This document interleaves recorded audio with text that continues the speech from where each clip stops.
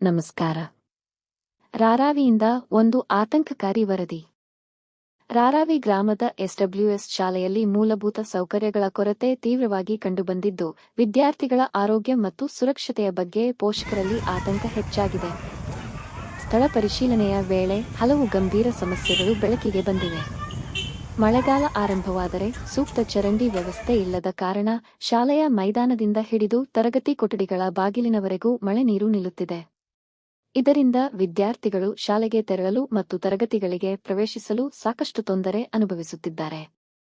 ಇನ್ನೊಂದೆಡೆ ಶಾಲೆಯ ಸುತ್ತಮುತ್ತ ಕಸ ತ್ಯಾಜ್ಯಗಳು ಮತ್ತು ದುರ್ವಾಸನೆ ವ್ಯಾಪಿಸಿದ್ದು, ನೈರ್ಮಲ್ಯದ ಸ್ಥಿತಿ ಸಂಪೂರ್ಣ ಹದಗೆಟ್ಟಿದೆ.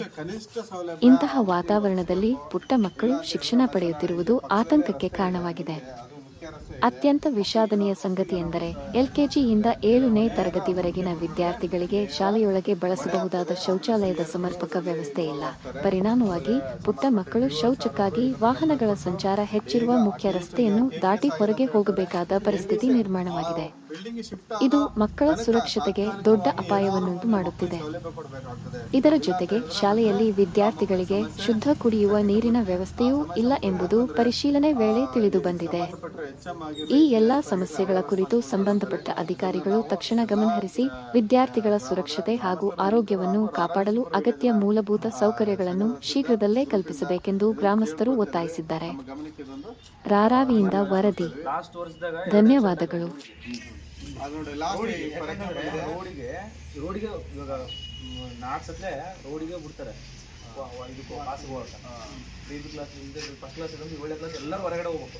ಆ 2 ಟಾಯ್ಲೆಟ್ನ ಟೀಚರ್ಸ್ ಮಾತ್ರ ಯೂಸ್ ಮಾಡ್ಬೇಕು ಅಷ್ಟೇ. ಅದು ಕೂಡ ಕ್ಲೀನಿಂಗ್ ಎಲ್ಲ ಹುಡುಗರೇ ಮಾಡಬೇಕು. ಮತ್ತೆ ನೀರು ಇಲ್ಲಿಂದ ಹುಡುಗರೇ ಹೋಗ್ಬೇಕಾಗುತ್ತೆ.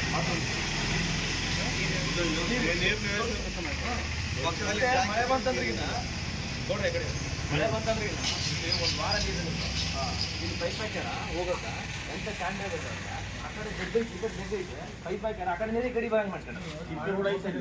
ವ್ಯವಸ್ಥೆ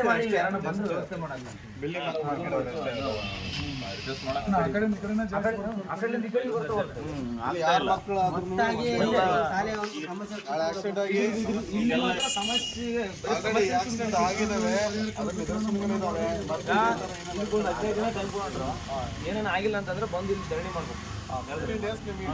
ಇಲ್ಲೆಲ್ಲ ಇರ್ತಕ್ಕಂಥ ಜನಗಳು ಎಲ್ಲ ಸ್ಲಮ್ ಏರಿಯಾ ನಮ್ದು ಎಲ್ಲ ಬಡವರೇ. ಬೆಳಿಗ್ಗೆ ಹೋಗ್ಬೇಕು ದುಡ್ಕೊಂಡು ತಿನ್ಬೇಕು ಆ ಥರ ಇದೆ. ಇಲ್ಲಿ ಮಕ್ಕಳ ರೆಸ್ಪಾನ್ಸಿಬಿಲಿಟಿ, ಇಲ್ಲಿ ಸ್ಕೂಲ್ ಕಾಂಪೌಂಡ್ ಒಳಗೆ ಬಂದ್ರೆ ಟೋಟಲ್ ರೆಸ್ಪಾನ್ಸಿಬಿಲಿಟಿ HMದೇ. ಹೊರಗಡೆ